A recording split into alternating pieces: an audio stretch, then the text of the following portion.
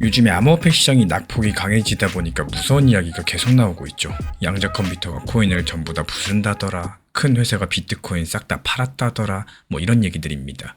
근데 이번 글로벌 분석 회사가 조금 다른 분석을 내놨는데요. 이 테넥스 리서치라는 곳입니다. 이 회사는 지금 가격이 빠진 진짜 이유가 양자 컴퓨터가 아니라고 말을 하고 있는데, 그럼 진짜 이유가 과연 뭘까요? 바로 큰 경제 흐름이라는 겁니다. 쉽게 말씀드려가지고 지금 나라와 나라들 사이의 갈등 같은 큰 문제 때문이라는 건데요. 실제로 최근 이 미국과 이란 사이의 긴장감이 다시 높아진 상황이죠. 이렇게 불안한 소식들이 계속 들리면 사람들은 위험한 투자부터 줄입니다. 코인 가격이 빠진 것도 그래서라는 분석이에요. 큰 회사가 비트코인을 판 것도 마찬가지입니다. 돈이 급해서 억지로 판 게 아니라 그냥 계획대로 일부를 정리한 것뿐이라고 봤습니다. 그러니까 양자 컴퓨터 공포, 회사의 매도, 둘 다 진짜 원인이 아니라는 거죠. 그냥 잠깐 시끄러운 소음에 가깝다라는 겁니다.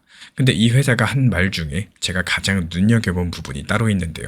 강세장은 늘 새로운 투자자랑 새로운 이야기에서 시작된다. 바로 이 말이었어요. 그럼 여기서 질문이 하나 생기죠. 리플의 새로운 이야기는 대체 뭘까요? 바로 이 지점에서 사람들이 거의 놓치고 있는 사실이 하나 있습니다. 다들 양자 컴퓨터를 무서워하고 있을 때 리플은 이미 그 문제에 대한 정답을 준비하고 있었다는 사실인데요. 여기서 양자 컴퓨터가 왜 무섭다는 건지부터 쉽게 풀어드리자면은, 양자 컴퓨터는 먼 미래에 나올 엄청나게 빠른 컴퓨터예요. 이게 너무 빨라가지고 지금 코인을 지키고 있는 자물쇠를 풀어버릴 수 있다, 이런 걱정이 있는 겁니다. 근데 리플은 올해 4월달 계획을 하나 발표를 했는데요.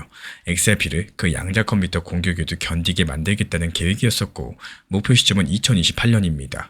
만약에 그 위험이 예상보다 빨리 닥친다, 자산을 안전한 곳으로 옮기는 비상 계획까지도 미리 만들어뒀습니다. 여기서 진짜 중요한 사실이 한 가지 있어요.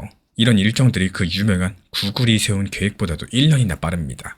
게다가 XRP는 원래부터 특별한 기능이 하나 있는데, 돈을 옮기지 않고도 자물쇠만 새 것으로 바꿔 끼울 수 있는 기능인데요. 비트코인이나 이더리움은 이런 걸 처음부터 새로 만들어야 되는데 XRP는 이미 갖고 있다라는 거죠. 근데 여기서부터가 진짜 중요합니다. 우리 같은 개인분들께서 양자 컴퓨터는 너무 먼 이야기죠. 맞습니다. 지금 당장은 시장의 단순한 소음이 맞아요. 근데 한번 생각을 해보세요. 정말로 큰 돈들은 누가 움직일까요?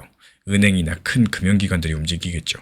또 이런 것들이 어딘가에 돈을 넣을 때는 최소 10년에서 20년을 내다보고 전망을 합니다. 그래서 가장 먼저 따지는 게 이거예요.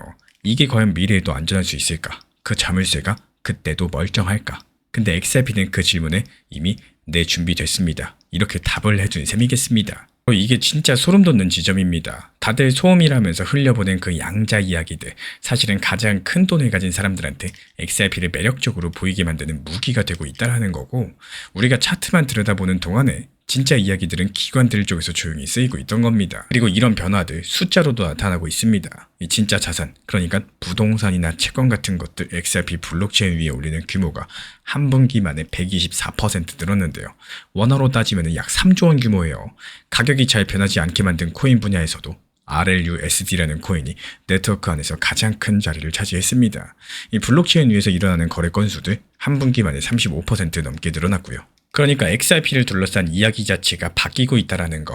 예전 같았으면 소송에 휘말린 코인이었다면요, 지금은 미래까지 대비된 금융 인프라로서 바뀌고 있다는 거고, 여기에 이야기가 하나 더 붙죠. 다만 이건 조금 조심해서 들어주셔야 되는 게, 리플 회사 대표가 최근에 회사가 나중에 상장하면 XRP를 가진 분들에게 특별한 무언가를 줄 수 있다, 이렇게 말을 했습니다.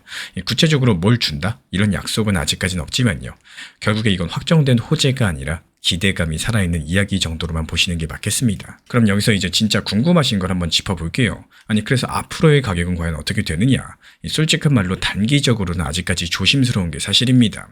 좋은 소식이 이렇게 쌓이는데도 가격이 상승을 하지 않는다라는 거는 시장이 아직까지 바닥을 다지는 중이라는 신호일 수 있습니다. 그래서 지금이 무조건 바닥이다, 뭐 이렇게 단정하기는 어렵겠고, 더 흔들릴 가능성도 분명히 있겠죠.